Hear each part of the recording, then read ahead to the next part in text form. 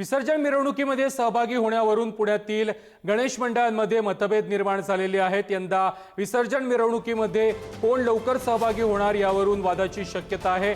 मानाच्या गणपती आधीच मिरवणूक काढण्याचा 100हून अधिक मंडळांचा निर्धार आहे। लक्ष्मी रस्त्यावरून सकाळी 7 वाजता मिरवणूक सुरू करण्याचा निर्णय घेण्यात आलाय। दरवर्षी मानाच्या गणपतीच्या मिरवणुकीनंतर इतर मंडळांची मिरवणूक निघते। मानाच्या गणपती मंडळांनी सकाळी 7 वाजता मिरवणूक सुरू करावी किंवा आम्ही मिरवणूक सुरू करू असा निर्णय गणेश मंडळांनी त्यांच्या बैठकीमध्ये घेतलेला आहे।